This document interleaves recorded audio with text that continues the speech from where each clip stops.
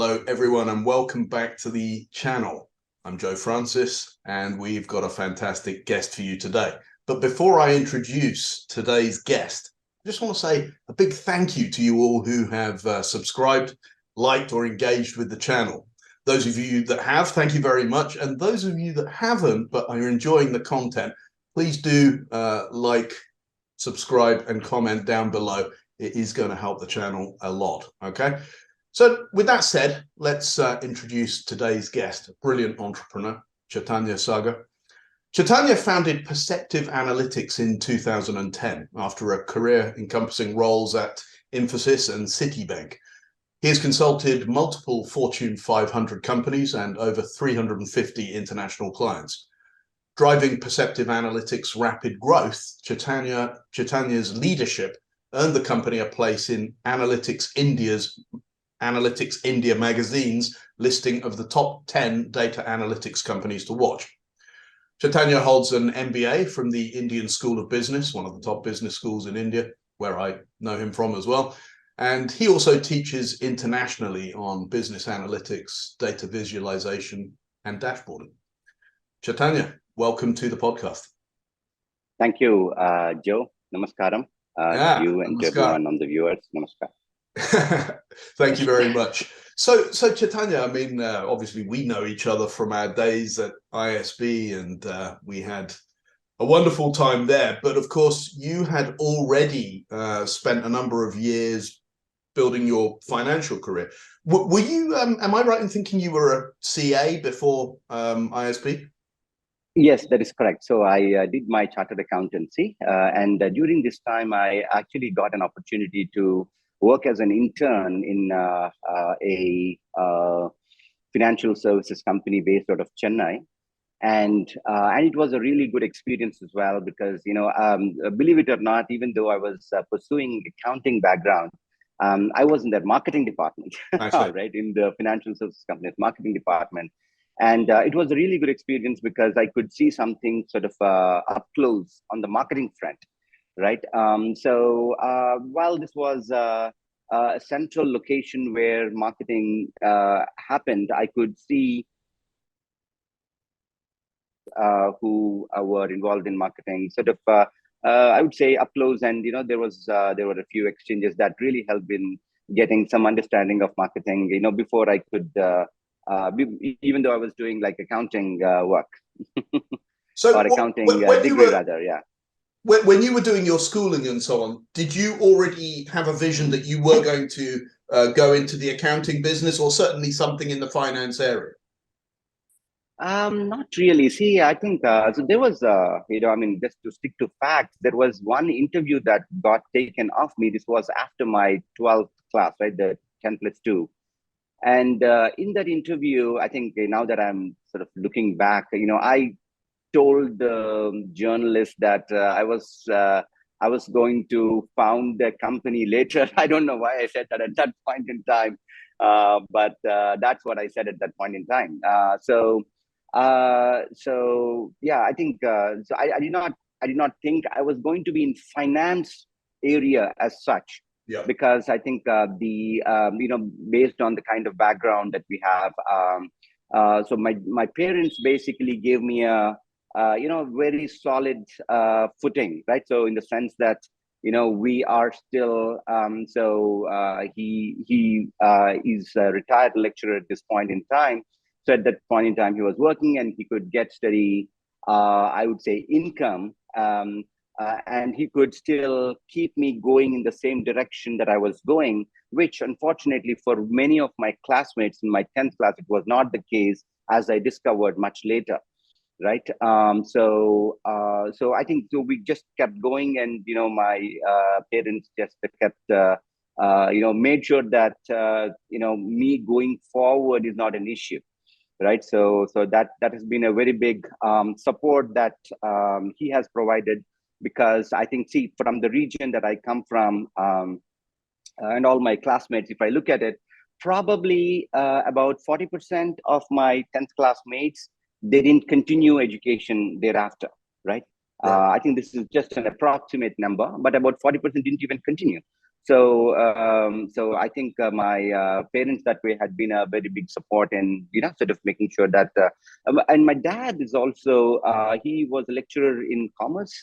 It meant that there is a chartered accountancy angle, or at least within the Yeah. commerce area, CA He could tends to help you with be. your homework. I'm not so sure, but he gave me the direction, which I think was the most important piece there. I did not know. I think we all, I think everyone, in our 10th class and 12th, we are like very naive, right? So we have no idea what the world is. That's But he got to know that, hey, this thing exists, and this is something that you could look forward to, and so on and so forth. So he gave me the direction, which I think was also very important in the overall, how my life turned out to be. Yeah. Well, the thing here is, I mean, you mentioned, I mentioned in your introduction that you had worked for Infosys, which is obviously one of the amazing successes of the Indian IT industry, and you were there as an analyst on the financial side. At that time in your career, had you yet sort of architected a vision for how you wanted to see your career progress from that point within the sort of employed status, or were you already envisioning at that point that you, having developed a certain set of skills, would want to branch out on your own? No, not at all. I think at that point it was not clear at all what I was going to do much later, right? I think the one of the reasons why I joined Infosys at the time, I felt, in fact, at that point in time, it was sort of bellwether, of at least the IT sector, and it is a company that is looked up to in various areas, including, of course, accounting, where I was from. And so it's spoken highly about, and so on and so forth. And of course, Narayana Murthy was famous, and so on. So when I was there, I had no idea what I was going to do. But one thing was very clear. But when I worked for the company, I did not feel I was working for that particular company, right? I felt that I was working for the country, right? And Infosys happens to be the venue where I can, do that. And also that I felt that I could somehow, express myself there, and somehow I was going to add value, right? And of course, I also read in economics, in our 10 plus 2, etc., that, maybe we were not doing that well in GDP. So there is certain amount of urge to say, hey, I would like to contribute a lot, right, to everything that happens around me. And this was the way I was going to do it, because I had no other ways to do it. I had no idea. But I think the experience in Infosys was really super, because I think I could I would go into these at least because I was one of the junior most guys there, when I was an analyst. But I got an opportunity to be in operations review meetings, right, where maybe the senior management is there, the sales people, the operations people, all of them are there. They're discussing. There's a lot of preparation that goes into it. All the numbers get discussed, the strategy gets discussed, and so on and so forth. And it was really amazing to see something like that, up close. And I have had a chance to sort of work with some exceptional people there, right? And some of them were part of the senior management. And it's not like I was working, at least I could just observe them. It's not like I'm doing anything significant with them. I could just observe them. And that itself was a really great experience. So, I mean, I cannot mention names here, but I think these are all great people, that just being in their presence and imbibing what is it that they're doing, I think I think sort of, you can set a role model kind of a thing there. So I think there's some sort of thing going on, and I really enjoyed my experience there.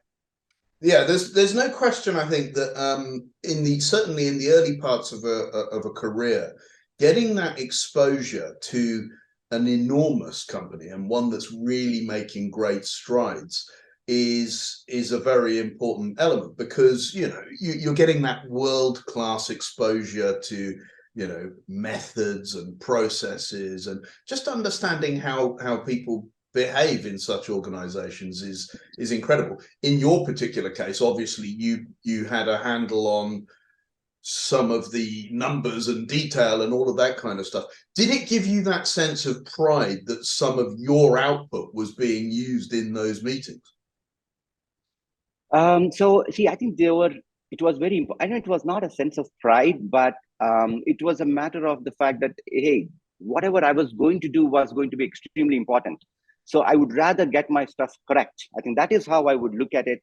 So I think, at least in our culture, I feel that I don't necessarily feel proud of these things, but I would say I would really, I'm happy that my work gets used in that particular meetings and so on and so forth. And the fact that there is an actual output, and the output is critical to the organization, that's very, very significant. So in fact, some of these things, so like I mentioned, right? So yeah, I think that probably explains, and the short answer to that is yes, I said it in a very circuitous manner. No, but I think that another point that is very interesting from what you said is that underlying all of this was a kind of a bigger picture idea that in some way you were contributing not just to the success of the company, but to the success of the country. So clearly patriotism is an important aspect for you, and that, I think, is quite an interesting facet to this. So is that presumably something that underlies your whole vision for your own company as well? No, I certainly agree with that. See, right now, so whatever we do, right, in our organization in Perceptive Analytics, at any point in time, basically, how do I see? I wouldn't be doing this if somehow, this kind of work was not needed for the country. Let me put it like that, right? So because on one hand we earn foreign exchange, which is important, but I think the other important piece that I feel we hope to do, I think we hopefully have just started that, which is that I think we get the opportunity to work with the kind of team that we would like to. We select the team, right? For all of my team is full of youngsters. In fact, they're recruited largely from the IITs and the IIMs and so on, and they're brilliant people who come work, and their potential is huge. Yeah. And what I hope really, and it is not done yet, and we are a long way to do it. But what I hope to do is that somehow Perceptive Analytics can become a platform where they can, sort of blossom, right, through their learning. So one of the things that we do is every day in the morning, we have something called the Kalam knowledge sharing session that happens the first thing in the morning. And in that, we have roughly about 1 hour of learning. It could be technical learning. There could also be, so twice a week, we do what's called leadership lessons, in which we study about leaders that India has produced. Typically, we take the Padma awardees, basically, Bharat Ratnas to, Padma Shri, right? So this, in fact, I should be very grateful to one idea that I picked up from Man Ki Baat of Narendra Modi, right? Sri Narendra Modi. So basically what happened here is that he mentioned, I think probably like 2 years ago or something like that, when these awards got announced, that, hey, you guys should talk about these people, right? And I was also looking forward to see how we could sort of get some inspiration, and we started talking about these Padma awardees in our meetings. And I can tell you, right, it's been a huge source of positive thoughts and inspiration. And the team basically learns about one awardee, and goes through the work that they have done, and how they have contributed to the society around them, and how they have upheld the leadership. right? And it has been a phenomenal learning for, at least for me, for sure. And I think many of our team members, I feel, have a similar opinion, I hope, about this. Yeah. Mm. So, Yeah, I mean, no question. Those types of things. I mean, ultimately, we're standing on the shoulders of giants, and getting those learnings that have taken place over the year, particularly from the people who have caused, huge changes in the modus operandi, is extremely valuable. Now, what I wanted to do is go back right to the beginning of the Perceptive Analytics story, and really ask, where did the vision for this kind of service offering come from? How did you arrive at this kind of value proposition that you would offer? And take me back to the early days of that. How did you get started, and how did you eventually scale? great. So, see,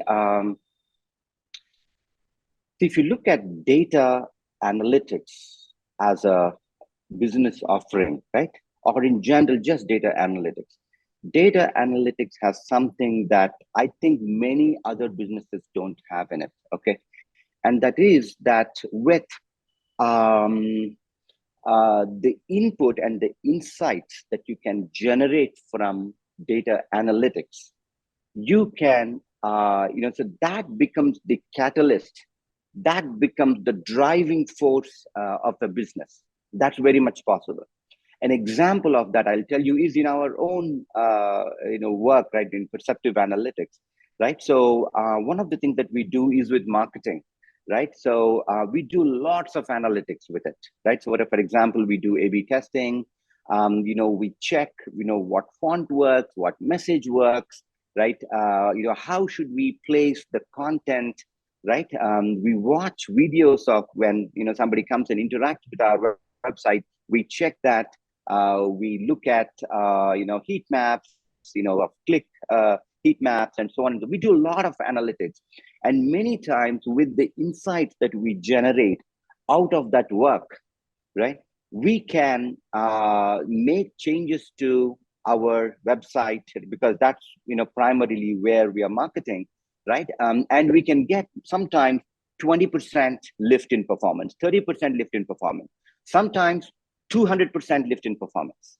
Yeah, okay, huge. all through data analytics. And so, see, and this is exactly what we take to our clients as well, right? So every 15 days, every 2 weeks, I have meetings with our team members, right? And one of the key things that we drive is, what is it that is in the client's business that we should be working on, so that the client can generate those insights, and then that can help the company grow, right? And we have, in fact, we are very fortunate to also to have worked with certain clients who are probably about 2.5, 3 times in size when compared to when we started working with them. Yeah, Right? And I can say maybe there is a little bit of thing that we have done as well of to course, contribute to that. of Yeah. course. So that obviously the service offering, the basic value proposition, is you're helping supply the insights that will drive strategic policy change within that organization to That's correct. Yes. fuel growth. Now, I guess a question is, why wouldn't the companies do that themselves? Oh, that's a very good question. That's a really good question, Joe.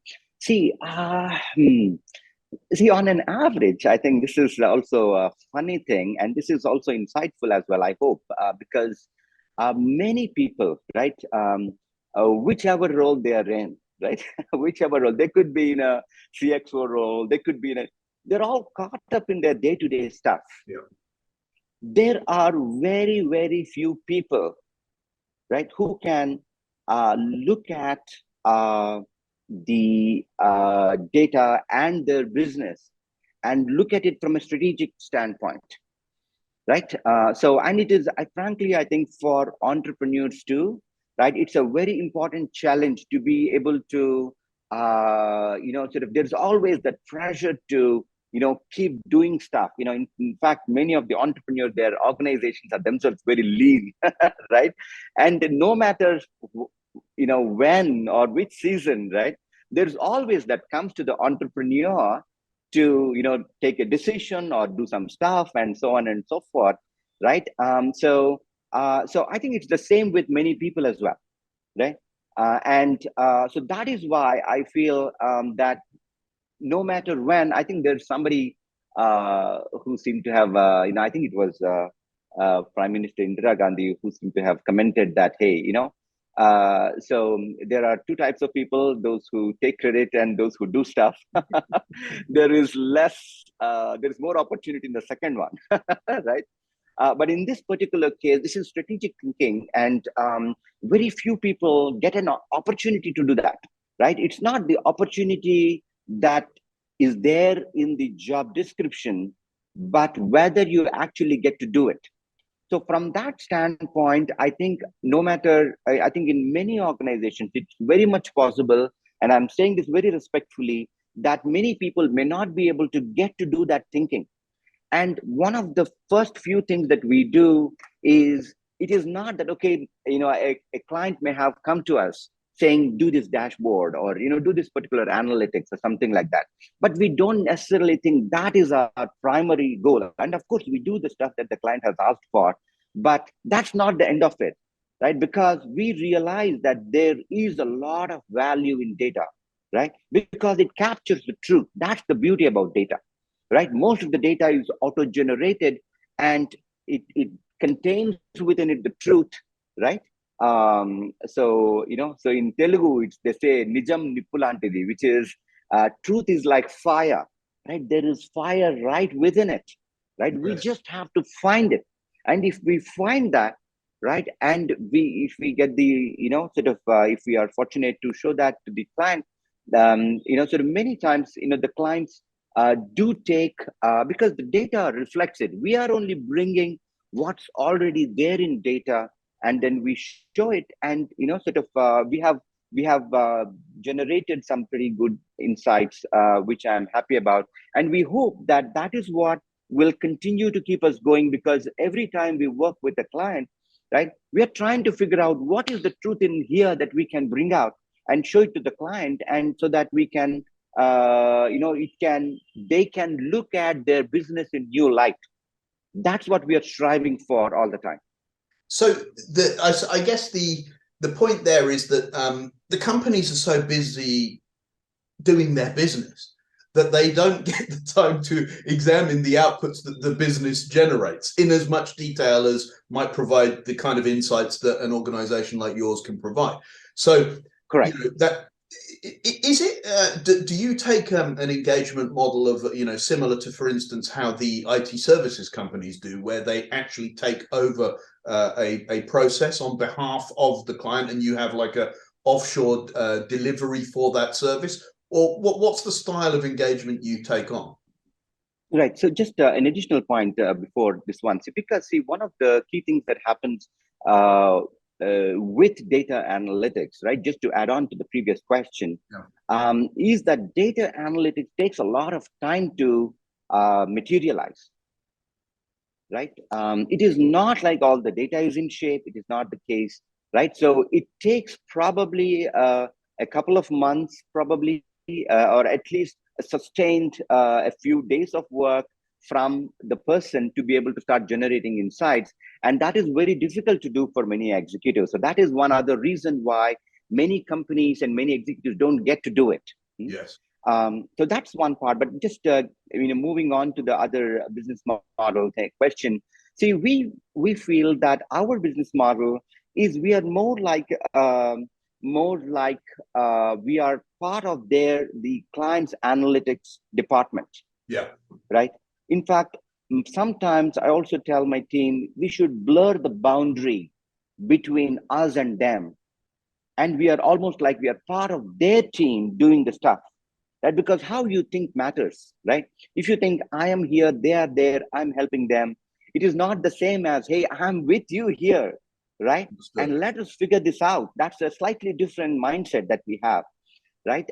So our mindset is clearly that we are with the client, and we are, we are their analytics department. For some of our clients, we are their analytics department, right? For some of them, we are an extension of their analytics department. So that is how we look at it. Our business model, the contracts, and all of that reflect the exact same thing. Yeah, I mean, that's amazing. And given the nature of the data that you're operating with and the kind of insights that can provide, sometimes the issue may be sensitive in terms of the data doesn't lie. Now, insights can be interpreted in multiple ways, and some of that is dependent upon the domains in which you operate as well. So that reflection of domain realities, as well as the data and the insights from that, require, I suppose, domain expertise as well. Do you operate across, I mean, have you got a specific type of customer that you operate with, or do you operate across domains and sizes of customer? I think that's a great question. So I think I 100% agree with you that, so our work is very domain intensive, right?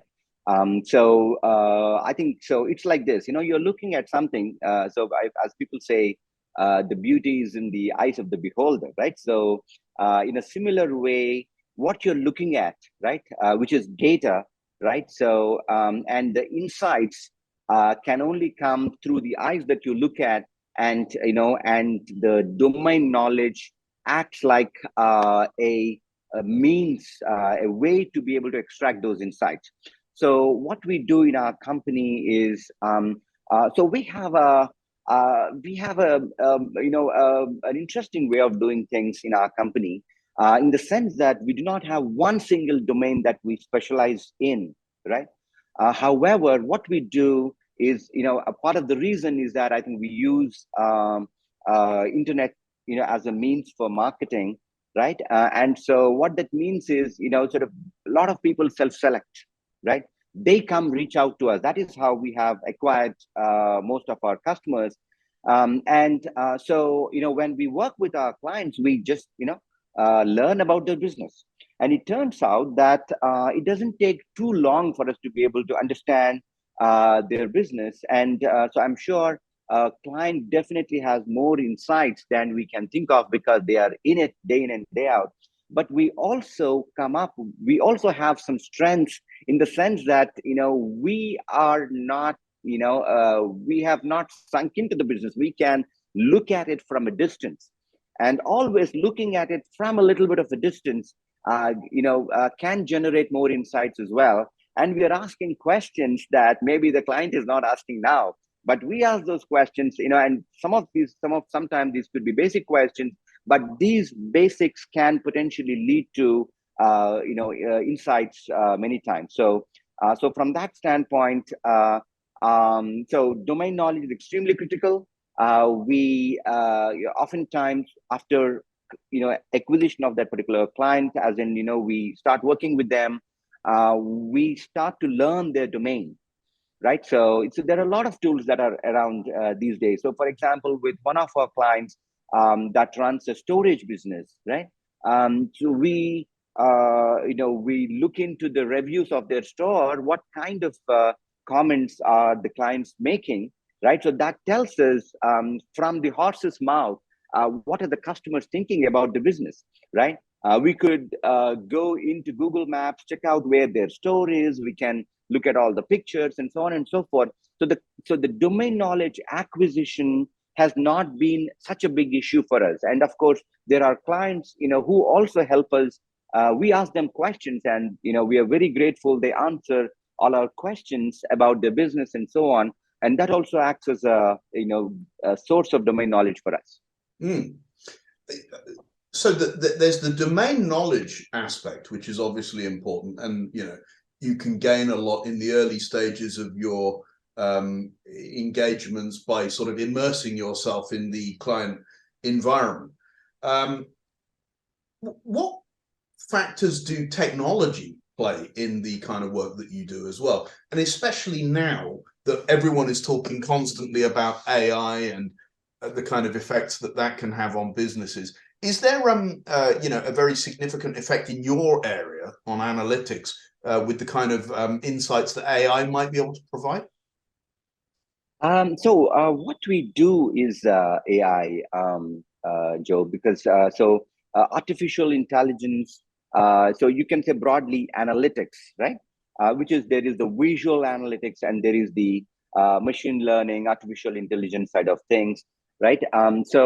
It has a technology has a very big role to play. I think like many other businesses these days, we can only operate when the technology is there. Mm. Even though I ask our team to shut the laptop sometimes and think through things right before, so that you can get more clarity, which is relevant. But technology is absolutely critical. So artificial intelligence that way.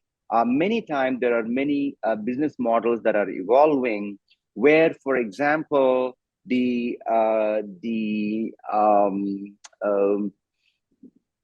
artificial intelligence component of it is at the real core of that particular business, right? I think you can see, for example, for ride hailing, tools like Uber and so on and so forth, right? So analytics is at the core of it, technology is at the core of it. This whole business rests on technology, right? I could, I could in my when I scout around, look at things, I could see certain companies that are there where these are new businesses that have come up, but at the core of it is an algorithm that runs and does something better than everybody else. So these guys can be more competitive, right?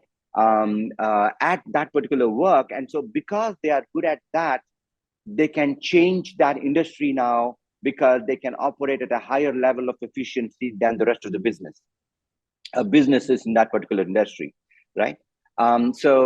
AI is absolutely relevant for us, and and we use whenever we do advanced analytics, we are using AI and machine learning to be able to do things. And some of these things, see, just like for example, you have computing right now. Let's say if you were to do math on your own on a piece of paper, and you have like hundreds of numbers that you want to add up, it'll take a lot of time. And you can do the same math on a computer in a fraction of a second. You could do it, right? So similarly, there are things that obviously all of these tools are way better than human being. I don't know why people ask, will these tools get better than human beings? All machinery is better than human beings, so that's why we use machinery. Otherwise we could have used just human beings to do stuff, right? So there will be businesses, there will be processes that will operate, and we will start to depend a lot more on AI to do those things, right? So just like, for example, I mean, you can see these, tools like, for example, you could have seen, let's say, basically, let's say in a, what can I say? Let's say you have a courier company where you have all these boxes on a conveyor belt kind of a thing, and based on how the box is shaped, there's a mechanical arm that comes and pushes some things out so that it goes into the respective bucket and so on. I'm sure you would have seen these things, right? Which there is certain machine learning and AI that is operating behind this. So there's a lot of AI ML operating on a very smaller scale, right? So it does one small thing, but it does that thing very well, way superior to a human being. So it gets used there. But these days we are able to see something like a chat GPT, which is a large language model. This is not a generic AI model, but it's a language model. But within that language model, you can actually, it is trained on large volume of text. And you could then ask it to, let's say, write a poem, right, or write an essay or something like that, which we can see many of the people who test with us these days, they use ChatGPT and they think we cannot figure it out. But we have a way to figure those things out, and we have actually, so this cat and mouse game will keep going on. So these things operate way better than human beings, and so those tools and generic models like ChatGPT, will continue to evolve. I think we are probably seeing the initial version of these large models, which can be useful in a number of different ways, not just in a very small way, which has been the case hitherto. Yeah, I mean, I think there's no question that the kind of trajectory of improvement is itself going to be, sort of increasing, potentially exponentially. So the kind of things that if you look at all other forms of automation, improvements have been made massively, and then they kind of level off. It'll be interesting to see what happens with the whole artificial intelligence piece, which is now such a broad area, language models as well as so many other elements as well, including in the creative space as well. So right, absolutely, yes, yeah, it's going to be pretty interesting to see what happens. Now, I want to try and get into the mindset a little of when you started this whole thing off. How you approach the early days, because obviously you had a set of skills on the analysis side of things, and a service offering based around that. But it's one thing to know how to fulfill a value proposition, and quite another to know how to actually kick something off and start getting your early patronage, if you like. So how did that all work out for you? The big, the absolute, from day one type thing. How did you get kicked off? Did you have a co-founder, or were you on your own? No, I was like largely on my own. So how does it work? See, it's obviously very important to know how to do some things well. Okay, I think that's the service part that you're talking about, or what's the offering. I think that's critical. But in addition to that, being able to take that to the market, right, and being able to produce not just the initial few customers, but on a sustained basis, you need to be able to get customers. I think that forms the basis on which you can found a company. Yeah. Right. Because see, it is, I think, as long as, frankly, I think, the entrepreneurship in general, can be compared to running a plane. Right. And not like running a car or maybe any other vehicle. Right. Because so you got to have fuel, right? And you have to keep refueling midair, so to say, right? And if you run out of fuel, then the end result is not very good. Right? Absolutely. So if it were to be a car, you can park it on the roadside and go. Maybe you will lose the car. That's a different thing altogether, right? But if you're in midair, right, and you run out of fuel, so it's going to be a bad sight at the end of it, right? So I think getting customers on a sustained basis and figuring out how to do it, right? There's a possibility that you may have a large customer that sustains you over a long period of time, in which case you'll be lucky, right? But there will be a lot of dependence on that particular client, right? So you got to be able to figure out ways and means, the marketing channels, the messages. There's a lot of experimentation that goes into it, right? So some of them, see, I mentioned some time ago, we do a lot of tests and so on and so forth, right? For us, initially, there was somebody who, came to us and he was looking for somebody who could help him with a task. So we were like more than happy to help in this particular case. But so what after this, right? So that's something that needs to be figured out. So we are really good at our online marketing. We do a lot of experimentation. We have been doing SEO for a long periods of time. So, a lot of, there is SEO juice flowing in. So because we, in my previous venture, actually, which is a marketplace like an Upwork, right, that I initially founded, I realized that I have to get probably 1,000 projects, for the platform to work well. And I started doing all the online marketing and search engine optimization and all of this, right? And I went into depth there. So I did not get those 1,000 projects, but we started getting 10 projects on a consistent basis. So which is a good thing in itself. And that was that really helped us generate cash flow on an ongoing basis, because you got to have the cash flow going, right? So you got to pay your bills, you have to pay the team members, of course, I think, I mean, many people who work, they want to go and see their own progress in that particular company, right? And with the person, right? And you want to make all of these things possible, right? And for all of that, cash flow is necessary.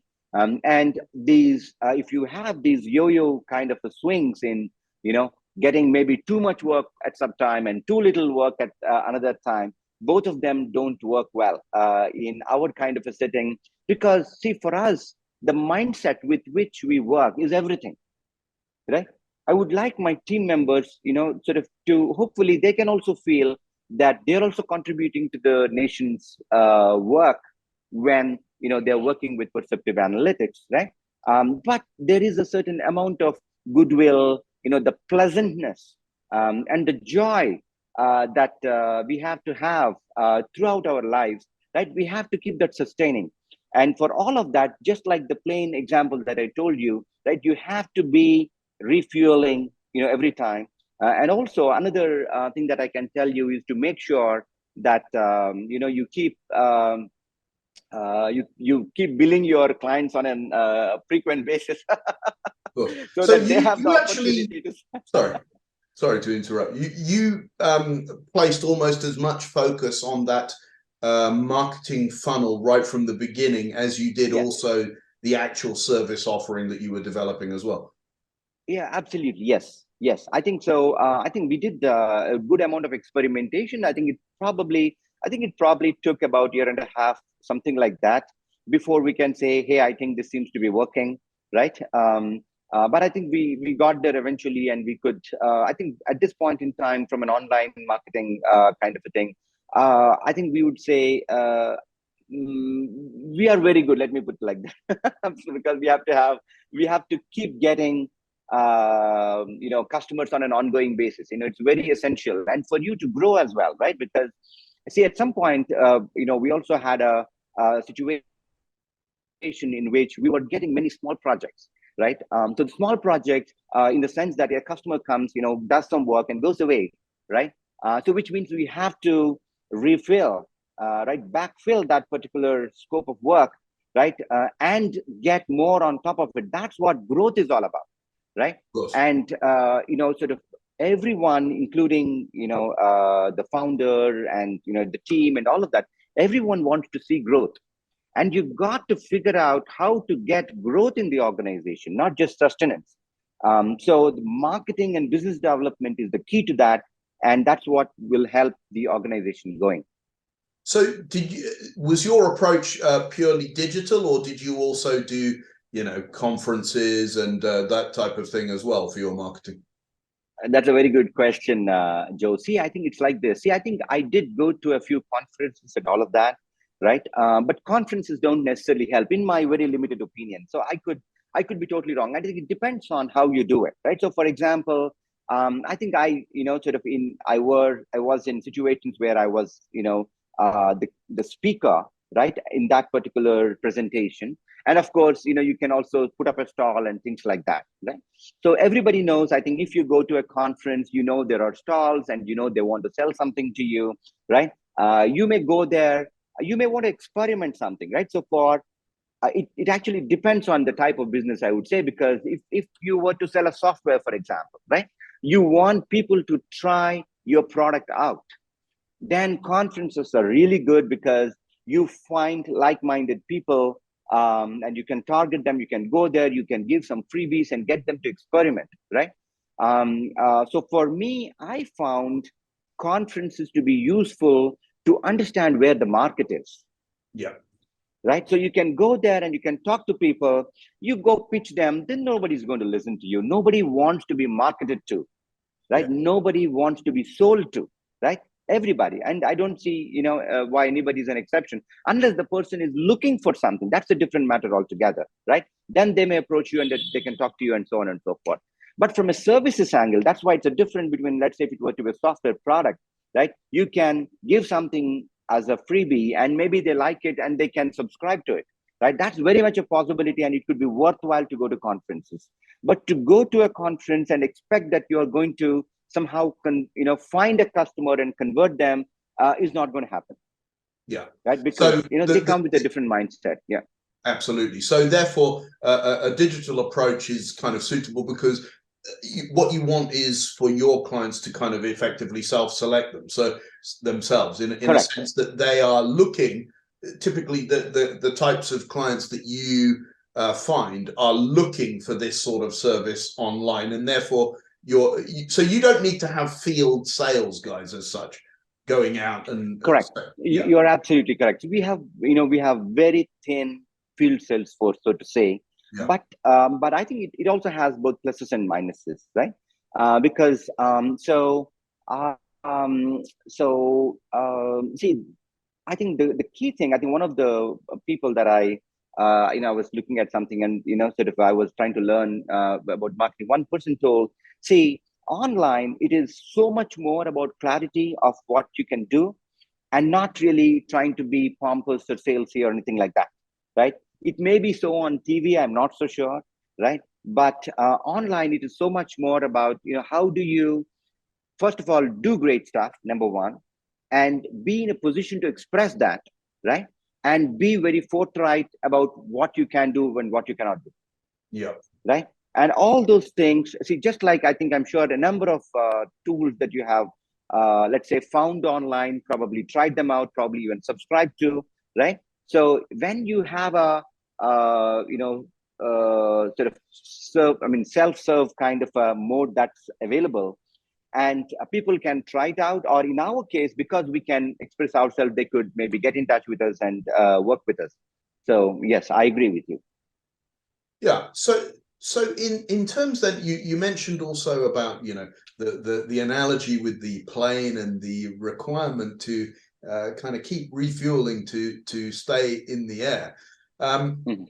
Obviously, from your early days, you then scaled, and given the nature of the business that you're involved in and the service offering, it requires that human input in order to scale. So, were you able to fund this organically from the cash flows that you would generate? I think that's a great question.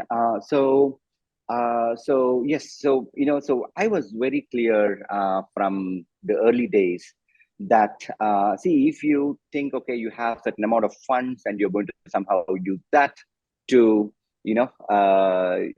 generate something. So in a way, you're trying to use those funds to get some results. Okay. But I knew that it's a sinking fund, right? It's going to get over. It's a matter of how many months it is, if at all, right? There was one other very important thing that I happened to listen to, and which I think is very relevant here.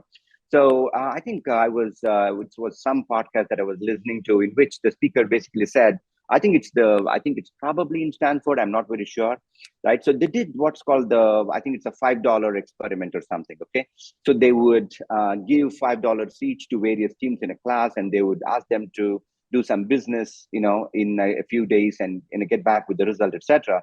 So the person, the team that wins, right, or the team that won, was not necessarily the one that used the $5 to the maximum extent possible, right? But it was the team that knew that the most important asset that they have is not $5, right? It is something else, right? And so they maximize around that, and they get way more returns than what the $5 can generate, right? I think I also feel that way, right? That, from early days, I have seen that it's not a good idea to keep focusing on funding, and that we have to be self-sufficient, right?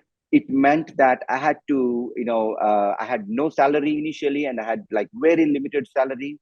And I would also make sure that when funds were relatively less, I would make sure that every one of the team members is paid and all the vendors, if any, are paid.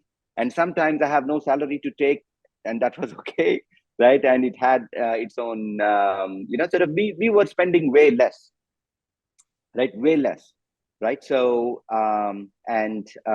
so what that meant also was that we were focusing, based on the $5 thing that I told you, that we were always asking, what's the valuable thing in our business?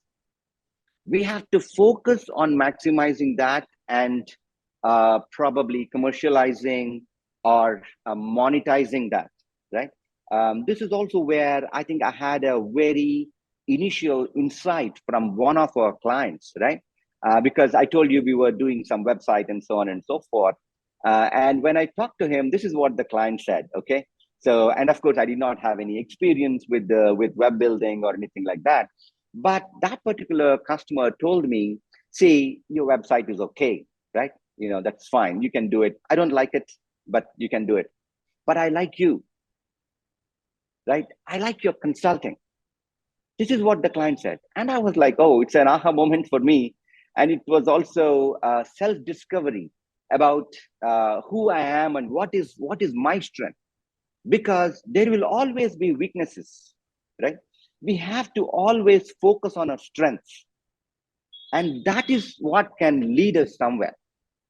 So my strength was that I could consult well and I could think on the client's behalf, and I would listen to the client very patiently and often come up with sometimes very respectfully, sometimes ingenious solutions to the client, or to the client's problem.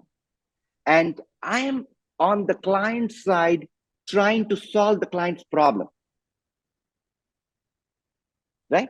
And so when we started focusing on that, the funds were not a constraint for us at any point in time, right?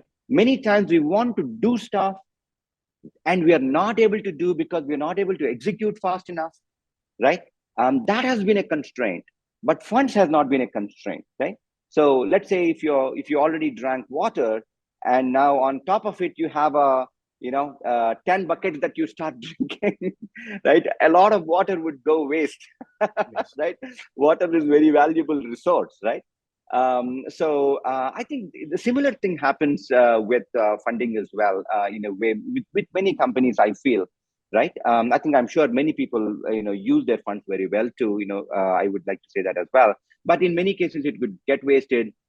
So I never felt that somehow funding was a constraint. So I didn't focus on it that much. I was always trying to focus on how do I execute better and so on and so forth. And also, I would say, along with being lean, in terms of our infrastructure, we didn't exorbitantly invest into either infrastructure or marketing or anything else. So we were always lean, one thing. And also, we were also focused on making sure that we always rotate, right? We make sure we invoice the clients and get the funds that is required for the organization, and make sure that the cycle keeps going, right? So that we can sort of keep all the words that we have given to all the team members and whoever else is associated with the organization. So from all of that standpoint, I think funding has not been a constraint for us.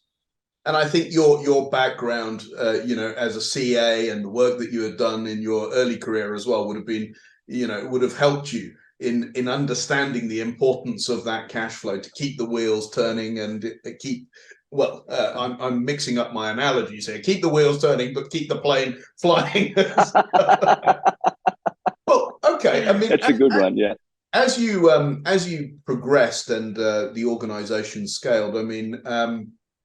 Did you see the need for instance, branding to start, really kind of getting some, I suppose, discernible values around the Perceptive Analytics brand?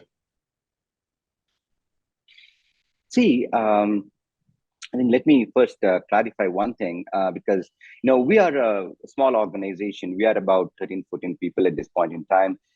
We have grown 80% last couple of years, and the latest year we grew by 60% and so on. But we are not a very large company that way. I think I would like your audience to know this so that they're aware. Sorry, what was the question? No, what I was thinking is, branding, if anything, is obviously Branding side. Yeah, got it. creating that sort of trust and credibility with potential new clients. Now, you've got so many case studies, you've got so much experience, you've worked across domains, and you've got tremendous skills. Got it, yeah. Did you think that, all right, let's try and encapsulate that into some kind of branding system that will help enhance that in the future as you start bidding maybe for bigger projects and so on? Got it. Yeah. So I think, that's a good question. We have not done that kind of a branding, in the past. Okay. But I'm always thinking, how do I get to the next step, right? How do I win a bigger client, maybe, right?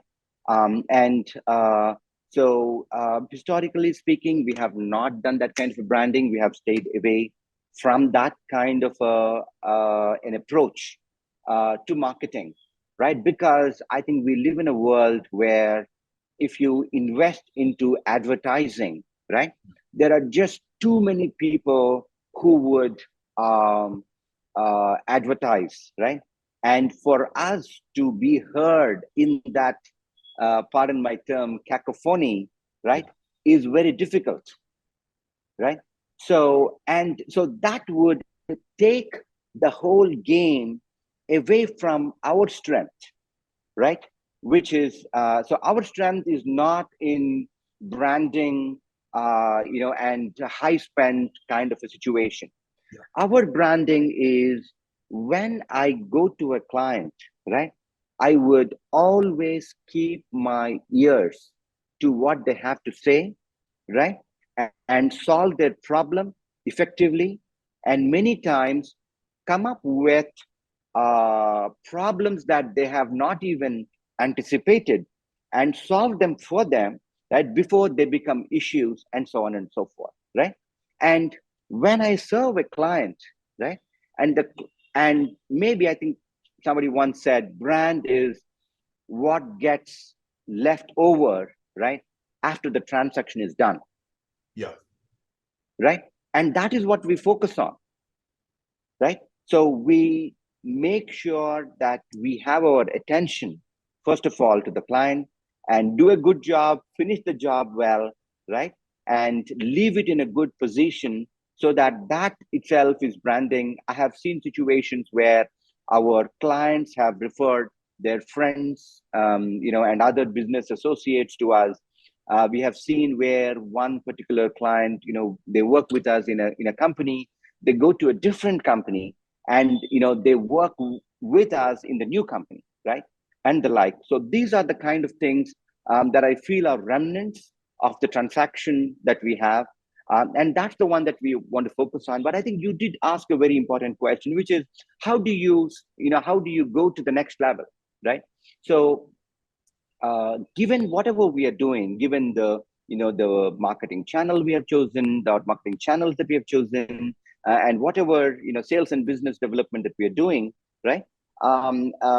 It all leads us to a certain set of clients, right? And not a different set of clients, right? So not larger companies, and each of those companies, depending on the stage they are in, depending on where they are, they would be open to certain kind of channels and media, right? Yes. So, and we have to figure out what those media would be, right?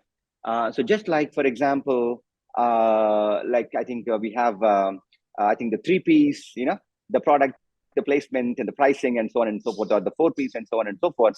Here also, the same thing sort of comes into play. And so for that reason, I feel that, when we target different set of clients, we do have to think of, placing ourselves at the different place where the client might be looking and where we become relevant to that particular client. So we from Perceptive, we would expect more in the way of things like, thought leadership, white papers, case studies, those types of elements around where value can be created, rather than seeing you on TV with adverts and so on. I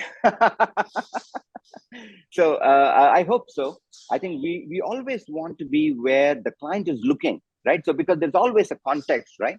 So you may buy a bottle of water when you are thirsty, right?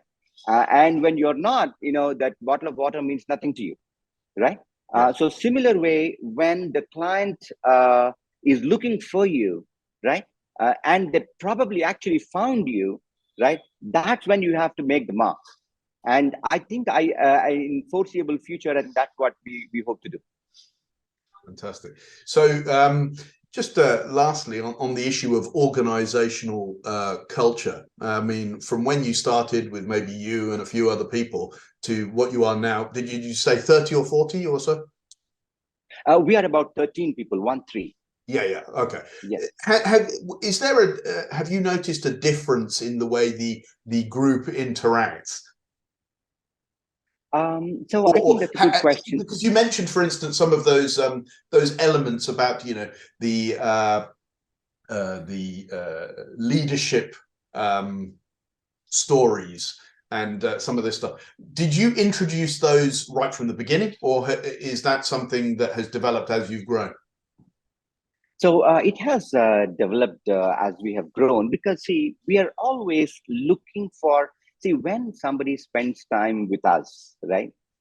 So we can think of it as, okay, they're doing their job, but I don't necessarily think of it like that. I think of it like, they actually spend a part of their life with us, right? So when they spend their life with us, and I hope that we want to offer to them a return on life spent with Perceptive Analytics. This is what we have to offer to them, right? So it is not just the transaction, the monthly transaction, we pay salary, etc. That means nothing, right? It's a contract. So they spend the time and, the salary gets paid, etc., etc. That means nothing to anybody. There has to be more to it. And it's not, so the way I feel is that, all of our team members, when they come and spend the time, right? They would want to learn a lot, right? Their technical skills have to go up. Many of them may not realize what skills they have to get. Right. That awareness is not there, right? So to the extent that we are aware, I am aware at least, right? So, so we have to find out where the individual is and chart out a path for him or her, right? And that is what we are always focused on. And of course, we have the projects, and projects become a great way for us to, create that context in which a team member can learn those skills, and there can be more realization. For example, a team member can go into a tricky situation and say, "Oh, I could not solve that particular tricky situation. What can I do?" So otherwise, the team member may not realize that the person doesn't have the skill, just like all of us don't have the realization on day one, right? So and these are like great ways for us to be able to help the team grow. And I think that is something I phenomenally enjoy, because I can see the team growing, right? And as we go, we keep figuring out various things. So for example, some time ago, we got selected in something called Stanford Seed Program, in which Stanford basically selects some companies and founders and works with them and helps them grow. And we made sure that for a particular what's called a business transformation program, all our team is right now all over the country, thanks to the post-COVID world at this point that we are living in. But we got all of them together at one place for the first time, right? Where we could all get to know each other and all of that stuff. But also, I felt that this is a learning experience for all of them as well. And we hope to do, we have some things that are in the pipeline that I don't want to speak too early, because I can talk about it as and when they materialize, right? Where we hope to provide exposure to our team members. And I think if there is one endeavor, right, apart from serving the clients and all of that, is to be able to provide that exposure, because it is the exposure that can transform an individual, right? My job is to somehow help the individual get to the context where the person can get the exposure. And if that's the case, then the person will learn on their own, right? I don't have to teach them anything. They will learn. Yeah, well, I think your team have got an absolutely inspirational leader, and some of the comments that you've made today only confirm that. So, on behalf of all of my viewers and myself, I'd like to say a big thank you for this conversation today, and we wish you, Chaitanya, and Perceptive Analytics all the best moving ahead. Yeah, thank you.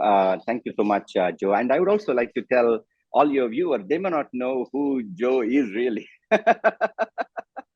Because sort of I have known you for, I think, approximately 20 years. We were Yeah, that's discussing right. some time ago, and I have seen you to be always a person with positive approach, and whenever we met, right, so I could always see that you are an open person.